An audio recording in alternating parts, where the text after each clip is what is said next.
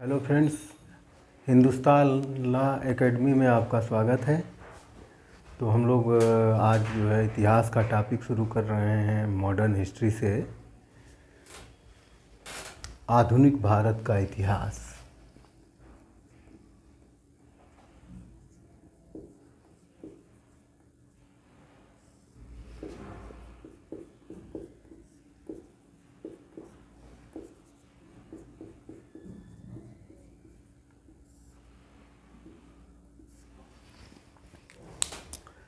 आधुनिक भारत के इतिहास से सर्वाधिक जो है सवाल रहते हैं एंशिएंट और मेडिवल की अपेक्षा। तो हम लोग जो है सबसे पहले इसी पोर्शन को ध्यान में रखते हैं और राष्ट्रीय मूवमेंट और इस पे नज़र डालेंगे। लेकिन सबसे पहले हम देखते हैं कि आधुनिक इतिहास को आधुनिक इतिहास क्यों कहा गया है। तो उन कारणों का परीक्षण करते हैं कि आखिर आधुनिक इतिहास, आधुनिक काल की शुरुआत होती कब से है। तो हम जो देखते हैं इसको विश्व संदर्भ में 1453 में बैजेंटाइन साम्राज्य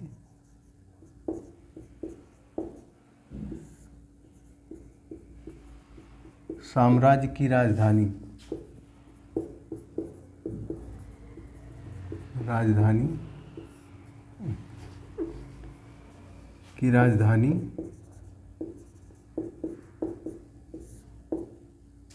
कस्तुनतुनिया पर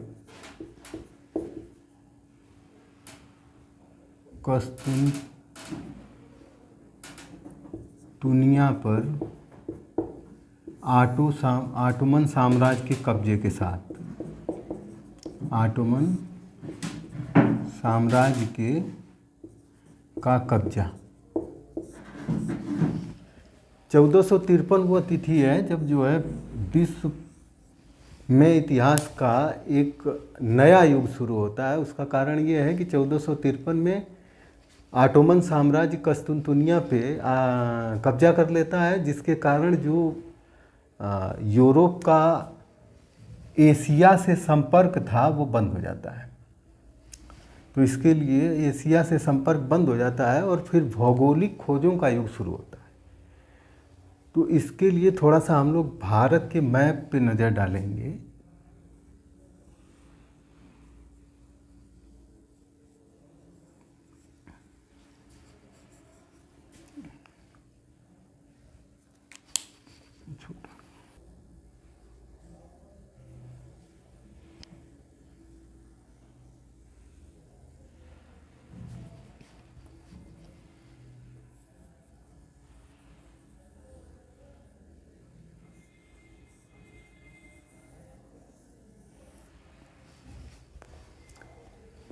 और ये है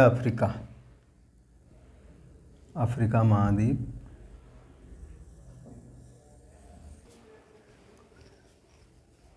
तो यूरोप से जो व्यापार होता था, भारत का प्राचीन काल से व्यापारिक संबंध रहा है और उसके लिए जो यूरोपीय और भारतीय दो मार्गों का प्रयोग करते थे। एक तो मार्ग जो है ये अफ़गानिस्तान, ईरान और अरेबिया होते हुए चला जाता था यूरोप में। यूरोप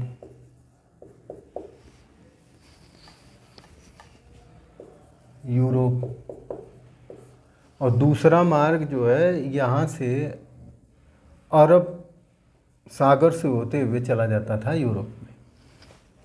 लेकिन जब ऑटोमन साम्राज्य का कब्जा हो गया तो ये मार्ग जो है बिल्कुल संपर्क कट गया। संपर्क कटने से माल जो भारत से बहुत सारे सामानों की आपूर्ति यूरोप को होती थी वो नहीं हो पा रही थी। तो यूरोप में हेनरी नेविगेटर जो पुर्तगाल का शासक था, पुर्तगाल और स्पेन संयुक्त देश थे। तो हेनरी ने नेविगेटर स्कूल की स्थापना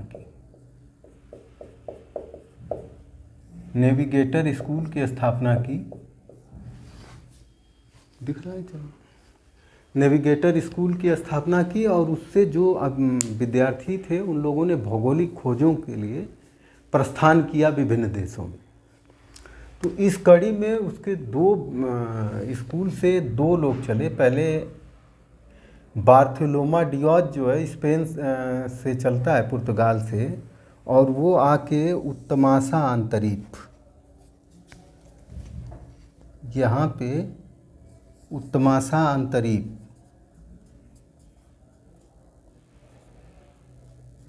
उत्तमासा अंतरीप, अंतरीप उस स्थान को कहते हैं जो समुद्र से बाहर जो भूमि निकल आती है उसको अंतरीप कहते हैं। तो ये उत्तमासा अंतरीप, या इसको कहते हैं Cape of Good Hope, Cape of Good Hope. तो 1488 में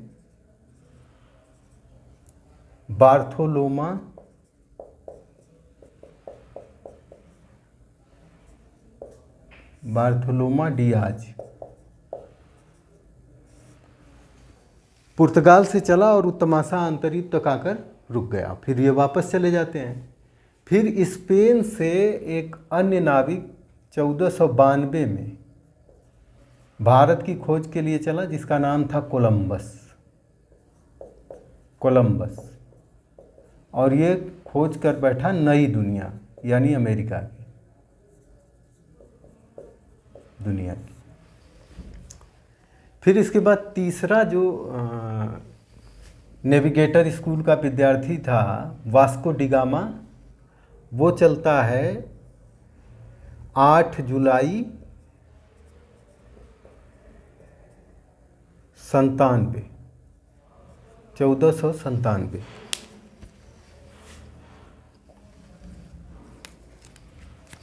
8 जुलाई 1497 में भारत के लिए चला।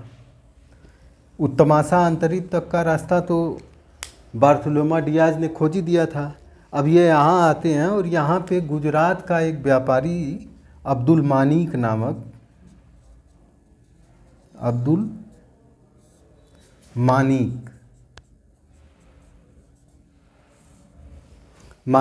व्यापारी गया था मॉरिशस व्यापार करने। वहाँ पे ये इनको मिलते हैं, Abdul Manik, Vasco D gamma को, और इनके सहयोग से ये पहुँचते हैं केरल में कालीकट। केरल में कालीकट पहुँचे।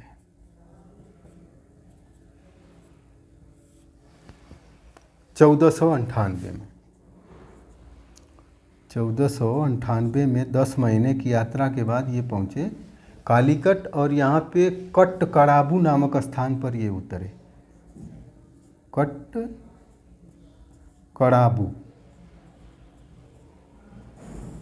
कट्टकड़ाबू नामक स्थान पे इन्होंने पैर रखा, और केरल का जो शासक था कालीकट का, जमोरिन, उसने इनका स्वागत किया। जमोरिन ने इनका स्वागत किया। अरब व्यापारियों ने वास्को डी गामा का विरोध किया। जब ये वापस लौटे कुछ दिनों के बाद, तो जो इन्होंने व्यापार से जो सामान लेके गए थे वो थे मसाले लेके गए, और उस पर इन्होंने 60 गुना लाभ कमाया।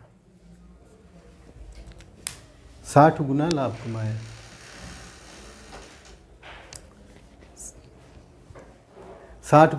कमाया। इसलिए अब पुर्तगाल से दूसरा अभियान चला भारत के लिए।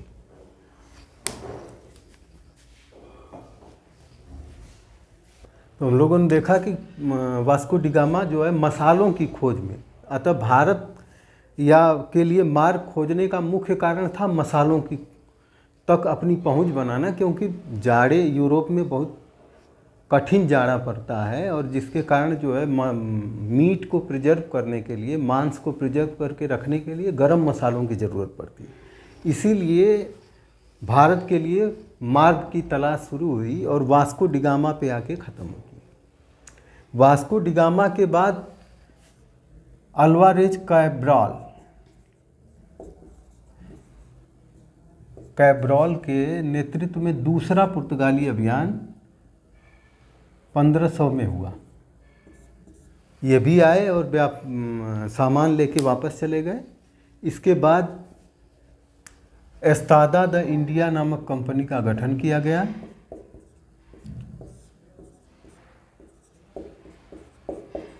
इंडिया नामक कंपनी का गठन किया गया और इसको जो है युद्ध और किले बनाने और व्यापार पे कब्जा करने या सागर पे कब्जा करने के विशेष अधिकारों से लैस करके भारत भेजा गया। तो पहली कंपनी जो पुर्तगालियों ने भारत में स्थापित की फैक्ट्री वो थी कोचीन। कोचीन में 1503 में पहली पुर्तगाली फैक्ट्री की स्थापना की गई।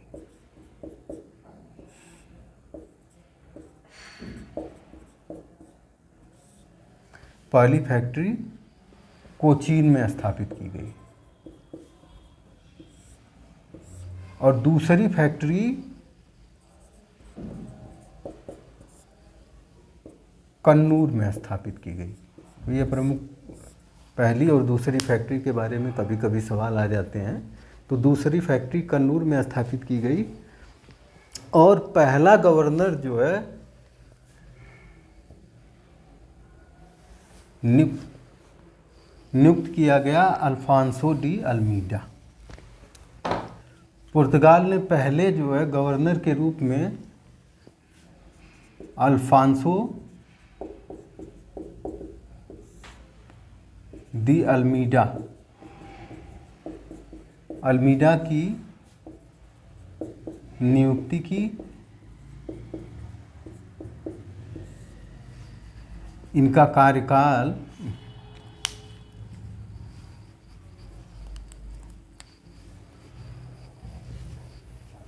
लाल से नहीं दिख रहा है, ब्लैक कर देते हैं।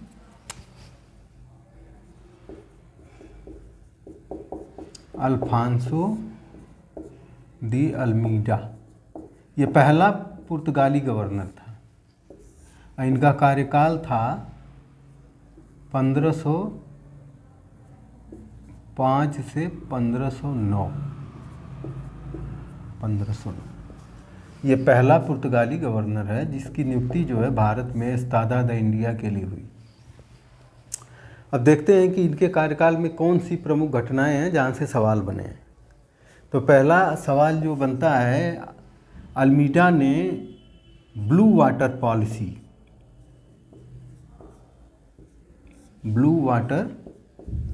पॉलिसी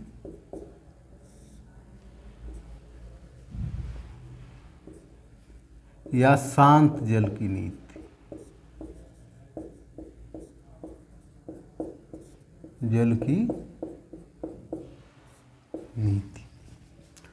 ब्लू वाटर पॉलिसी, जिसे शांत जल की नीति कहा है, इसको लागू किया। इस पॉलिसी का या इस नीति का आशय ये था कि अरब सागर और हिंद महासागर के सारे व्यापार को कंट्रोल करना, क्योंकि उस समय जो है स्पेन और पुर्तगाल की जो जल सेना थी वो विश्व में सबसे मजबूत जल सेना थी, जिसके आधार पे वो यूरोप को तो कंट्रोल कर ही रहे थे, उन्होंने अरब और जो है हिंद महासागर को भी कंट्रोल करना शुरू किया। इसी क्रम में चौल का युद्ध हुआ। चौल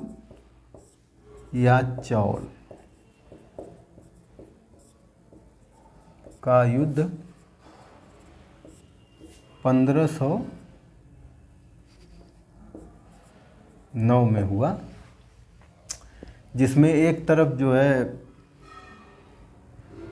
पुर्तगीज थे, पुर्तगाली सेना थी, और दूसरी तरफ मिस्र,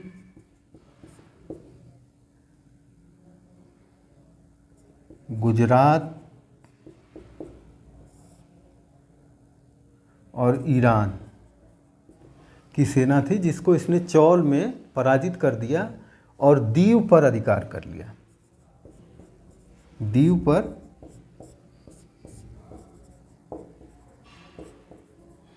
अधिकार कर लिया। ये दो सवाल ही यहाँ से बने हैं अभी तक। अब देखते हैं अगला जो है गवर्नर।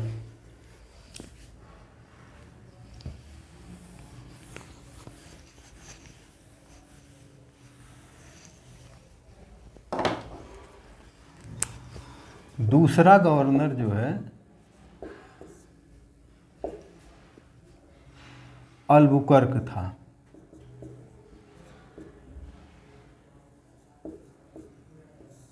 अल्बुकर्क था, जिसका कार्यकाल 1509 से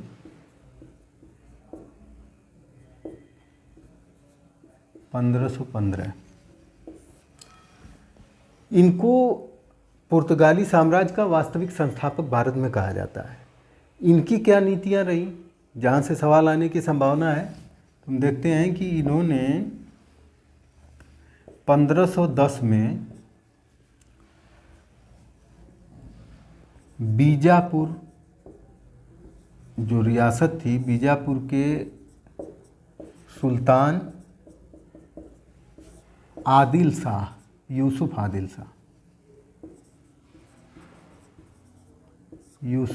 शाह से आदिल शाह को हराकर गोवा को जीत लिया। गोवा को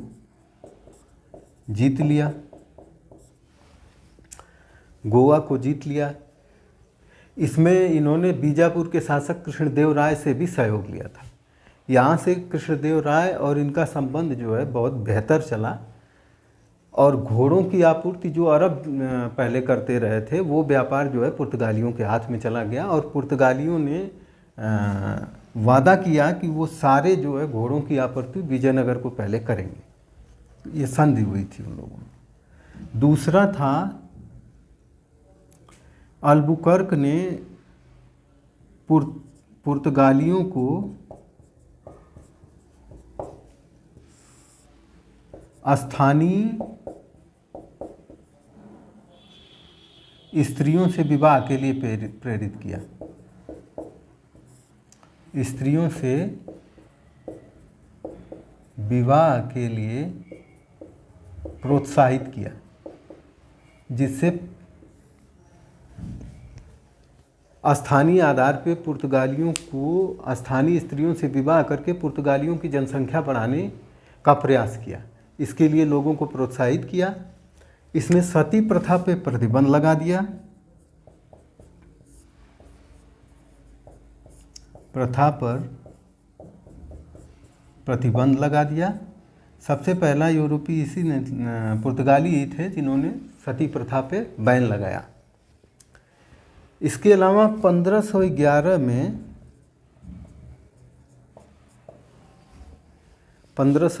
में इसने मलक्का, जो मलेशिया में है, मलेशिया का व्यापारिक बंदरगाह है, व्यापारिक बंदरगाह, इसने 1511 में अल्बुकर्क ने मलक्का पर कब्जा कर लिया, जो एक व्यापारिक बंदरगाह था, और इसको एशिया की मंडी, व्यापारिक मंडी कहा जाता था। एशिया की व्यापारिक मंडी, व्यापारिक मंडी कहा जाता था। इस पे इन्होंने अधिकार कर लिया। इसी के साथ इन्होंने हारमुज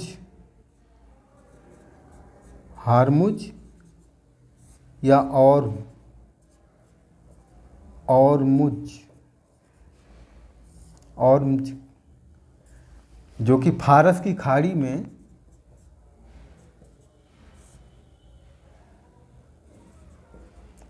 स्थित है, इस पर भी कब्जा कर लिया, जिससे पुर्तगालियों की स्थिति मजबूत हो गई और अरबों को इन्होंने हिंदुस्तान के व्यापार से, वाणिज्य से बिल्कुल अलग कर दिया। अल्बुकर्क के समय की ये महत्वपूर्ण घटनाएं हैं और यहीं से सवाल आने की संभावना है। तो आप लोग इसको स्क्रीनशॉट ले लीजिए। या तीसरा जो प्रमुख गवर्नर था वो था नीना डी कुन्हा। इनकी नियुक्ति की गई थी 1528 से 1538 तक इनका कार्यकाल था। ये 3 ही गवर्नर जनरल हैं जिनके बारे में सवाल आए हैं और जो महत्वपूर्ण हैं। तो हम लोग देखते हैं कि नीना डू कुन्हा के समय कौन सी प्रमुख घटनाएं घटित हुई जिनसे सवाल बनने की संभावना है। पहले तो जो गोवा को अल्बुकर्क ने जीता था उसको 1530 में गोवा को कोचीन के स्थान पर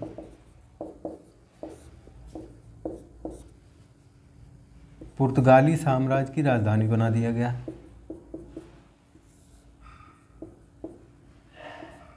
साम्राज्य की राजधानी बना दिया गया। जो कोचीन अब तक जो है राजधानी के रूप में जाना जाता था, अब उसके स्थान पे गोवा राजधानी हो गई 1530 में। ये काम किया नीना डी कुन्हा के समय में। इसके अलावा इन्होंने हुगली,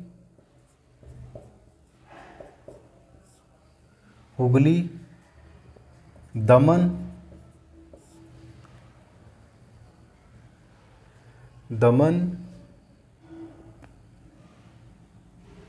और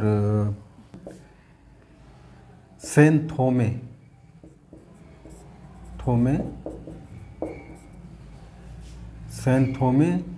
आदि पर कब्जा कर लिया।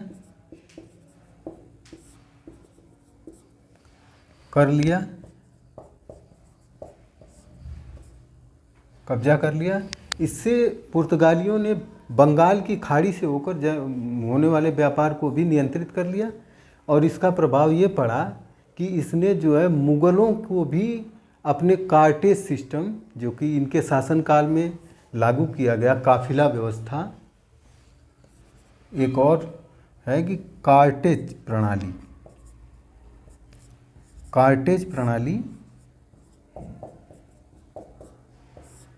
लागू किया। कार्टेज प्रणाली का मतलब था काफिला सिस्टम, क्योंकि स्पेन का उपनिवेश था पुर्तगाल, और स्पेन की या पुर्तगाल की उस समय जो जल सेना थी वो विश्व में सबसे प्रमुख थी। उस सेना के बल पे इसने कार्टेज सिस्टम लागू किया कि समुद्र में कोई भी जहाज बिना इनकी अनुमति के न प्रवेश कर सकता है न कोई व्यापार कर सकता है। और इसके साथ ही जो प्रमाण पत्र ये जारी करते थे उसमें शर्त होती थी कि मसालों और बारूद का व्यापार ये कतई कर नहीं सकते। मसाले और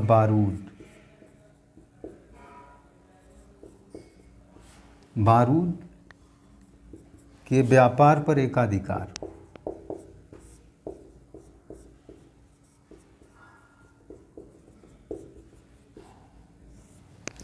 मसाले और बारूद के व्यापार पर एकाधिकार कर लिया पुर्तगाल ने, और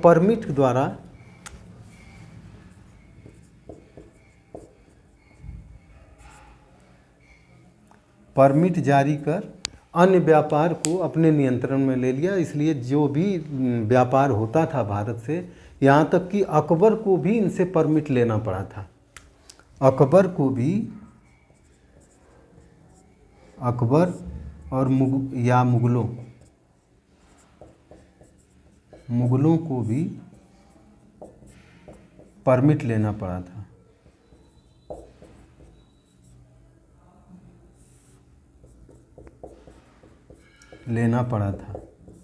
अतः इन्होंने पूरे व्यापार को, अरब सागर हो या हिंद महासागर या बंगाल की खाड़ी से होने वाले सारे व्यापार को नियंत्रित कर लिया। और जो है ये कार्टेज सिस्टम के तहत इन्होंने ऐसा किया था। अब नीना डू कुन्हा के समय ही बम्बई और दमन और चौल पर भी अधिकार कर लिया गया था। इसने बम्बई और चौल और दमन पर अधिकार इसी के समय किया गया। बम्बई, दमन और चौल पर अधिकार इसी के समय किया गया। तो ये तीन जो गवर्नर हैं पुर्तगाली साम्राज्य के, इन्हीं से सवाल आए हैं और यही महत्वपूर्ण है। इसके बाद जो गवर्नर आते हैं उनका कोई महत्वपूर्ण रोल नहीं है, और इसके बाद धीरे धीरे पुर्तगाली साम्राज्य का पतन होना शुरू होता है। तो कुछ और महत्वपूर्ण तथ्य हैं जो हम देखेंगे कि पुर्तगालियों के क्या इफ़ेक्ट रहे उसके। तो इसको मैं मिटा देता हूँ।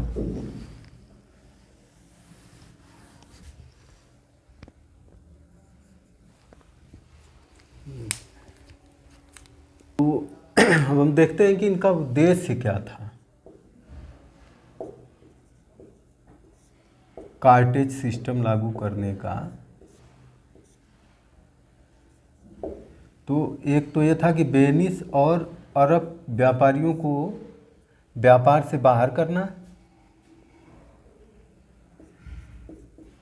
अरबों को बाहर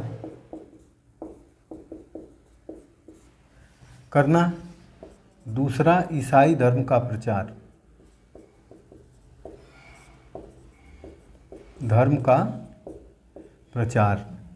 इसी समय 1545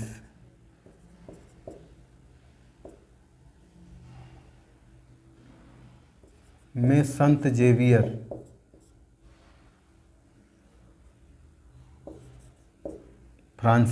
फ्रांसिस जेवियर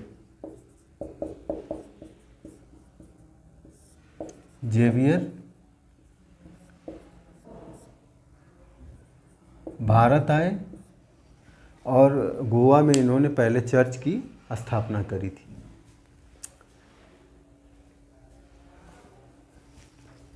इनके आने से क्या हुआ प्रभाव भारत में, तो इन्होंने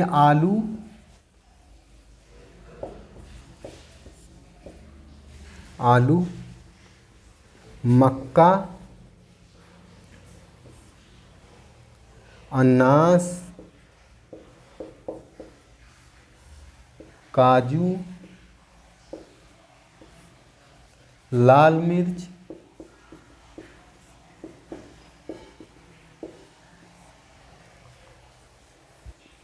अनानास, लाल मिर्च और तंबाकू।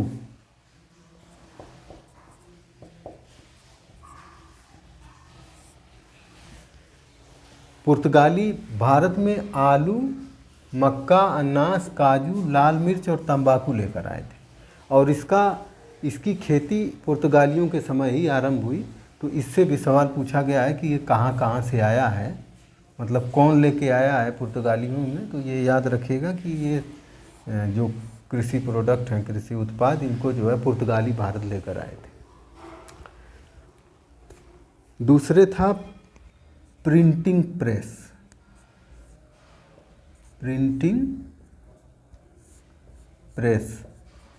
प्रेस भी पुर्तगाली भारत लेकर आए, और पहला प्रेस जो था 1556 में गोवा में लगाया गया। 1556 में गोवा में लगाया गया, जिससे 1563 में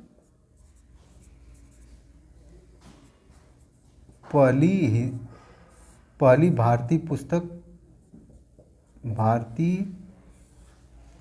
पुस्तक जो प्रकाशित हुई, जो जड़ी बूटियों और पौधों पे थी। जड़ी बूटी और पादप या पौधों पे पहली पुस्तक जो भारतीय मसले पे लिखी गई थी वो 1563 में इसी गोवा प्रेस से प्रकाशित की गई। इसके अलावा जो है पुर्तगाली भारत में यांत्रिक घड़ी लेकर आए, यांत्रिक घड़ी लेकर आए।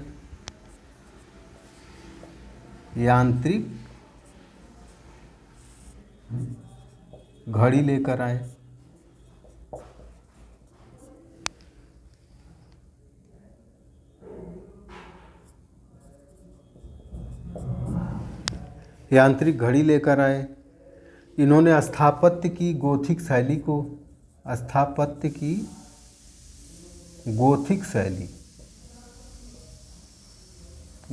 शैली का भी प्रचलन किया। तो ये कुछ महत्वपूर्ण तथ्य हैं जो प्रभाव के रूप में आप देख सकते हैं कि पुर्तगालियों के आने से क्या क्या चीज़ें भारत में आईं और जो स्थापित हुईं। अब ये है कि इनका पतन कैसे हुआ। जो पहले पुर्तगाली आए हैं, इनका पतन कैसे हुआ और क्यों हुआ, इस पे ज़रा सा ध्यान देते हैं। उनके पतन के कारण, पतन कैसे हुआ। पहली चीज़ तो ये है कि पुर्तगाली जो है पूरे व्यापार को नियंत्रित कर रहे थे और हुगली और चटगांव जो बंदरगाह पे इन्होंने कब्जा कर रखा था, उसके मार्फत ये लूटपाट करते थे। समुद्री लुटेरे के रूप में ये बदनाम हो गए।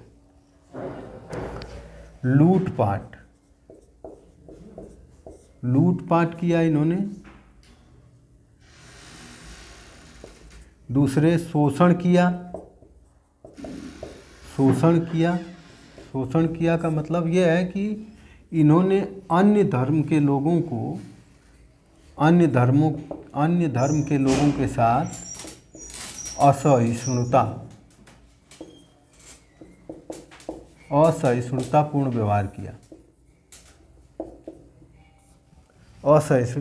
व्यवहार किया, जिसके कारण ये बदनाम हो गए। और इसी समय 1588 में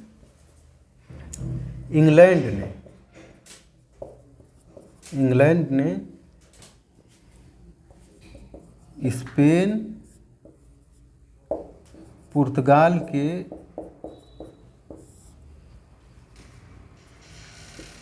आर्मेडा जल सेना को पराजित कर दिया, जो कि मानी जाती थी कि ये अजेय है। लेकिन इसके पराजय के साथ ही पुर्तगाल और स्पेन का जो साम्राज्यवाद का वो डूब गया और ब्रिटिश सेना का उद्भव हुआ।